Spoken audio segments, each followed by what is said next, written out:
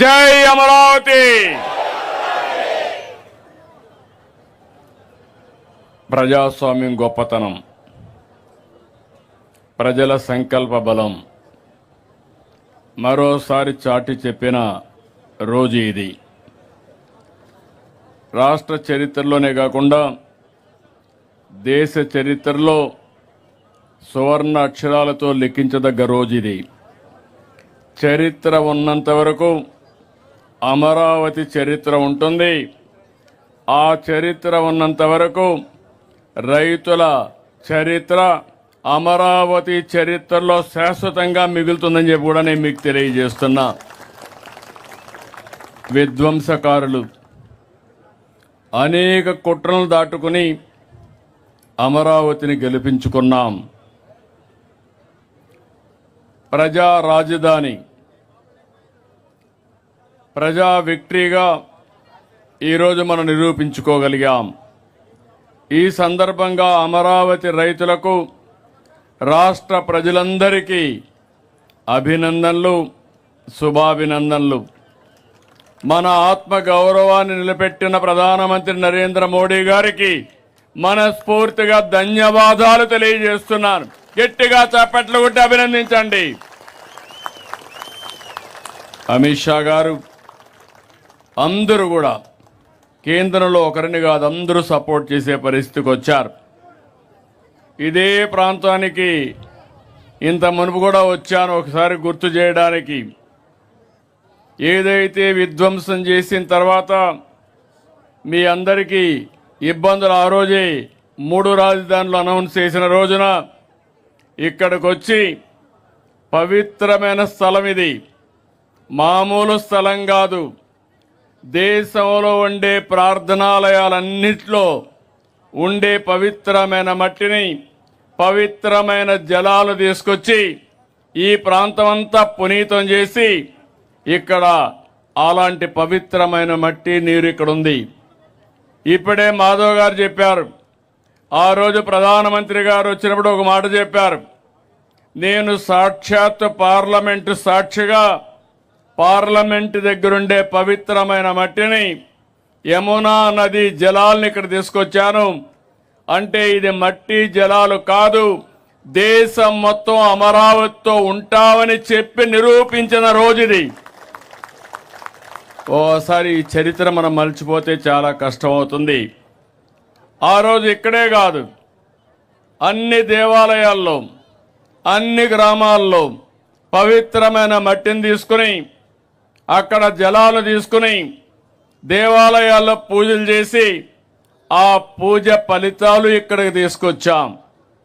అలాంటివన్నీ కూడా మనం ఒకసారి గుర్తుపెట్టుకుంటే ఈరోజు సాక్షాత్ పార్లమెంటు ఒక పార్టీ కాదు, ఎన్డీఏ పార్ట్నర్సే కాకుండా దేశంలో ఉండే అన్ని రాజకీయ పార్టీలు అండగా అమరావతికి నిలబడ్డారంటే అది చరిత్ర. కానీ ఒకే ఒక పార్టీ, దిక్కుమాలిన పార్టీ, ఏమనాలో తెలియదు, వాళ్ళని మనం చూసాం. శ్మశానం అన్నారు. ఈరోజు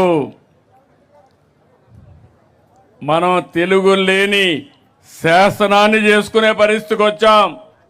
నేను ఎప్పుడూ చెప్పాను, 3 ముక్కలాట చాలా సులభం అనుకున్నారు. ఆ 3 ముక్కలాటతోనే ఏమయ్యారో మీరే చూశారు. అలాంటి జరిగే పరిస్థితి వచ్చింది. ఇలాంటి పవిత్రమైన సందర్భంగా నాకు చాలా భావోద్వేగం ఉంది. మీకు ఒక నమ్మకం, ఇది ఒక రాజధాని అవుతుంది, మీ జీవితాల్లో మంచి కలుగుతుంది. అదే కాకుండా మీరు ఇక్కడ రాజధానికి భూమి ఇచ్చిన వారు శాశ్వతంగా అవుతారనే మంచి పేరు కోసం ఒక నమ్మకంతో నాకు 29,000 మంది రైతులు 33,000 ఎకరాలు స్వచ్ఛందంగా 1% లిటిగేషన్ లేకుండా ఇచ్చారు. ఆ రోజు ఈరోజు నారాయణ గారు ఇక్కడే ఉన్నారు. చెప్తే మీ దగ్గరకు వచ్చి మాట్లాడి చేశారు. ఇది అమరావతి ఒక క్యాపిటల్ కాదు, ప్రజల ఆత్మ గౌరవానికి చిహ్నం. ఇక్కడే అమరలింగేశ్వరుడు కొలువు. ఇంకో పక్క ప్రసిద్ధ బౌద్ధ స్తూపం, కృష్ణమ్మ తల్లి, దుర్గమ్మ తల్లి. ఇంతమంది అండగా ఉంటే తాత్కాలిక ఇబ్బందులు వస్తాయి కానీ అమరావతికి ఎప్పటికీ అపజయం లేదు. ఇది చరిత్ర.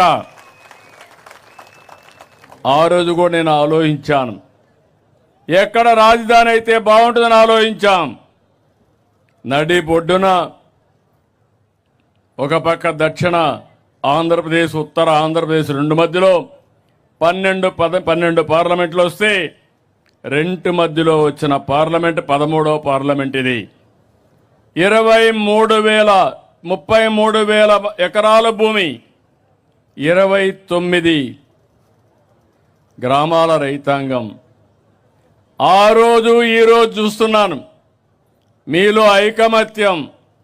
ఈరోజు మనం గెలిచామంటే ఆ ఐకమత్యమే కారణం. అలాంటి ఈ రైతాంగాన్ని, రైతు కూలీలను అభినందిస్తున్నా. 58 రోజుల్లో మొత్తం కలిసి 54,000 ఎకరాలు పూలు చేయగలిగాం. 2019 యామారాం. చీకటి రోజులు ప్రారంభమైనాయి. 3 రాజధానులు.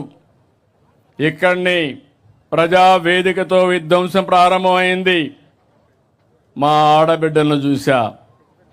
చరిత్రలో వీర వనితల గురించి చదువుకున్నాం కానీ ఒక రాణి రుద్రమదేవిని ఇలాంటి వీర వనితల గురించి చదువుకున్నాం కానీ నిజం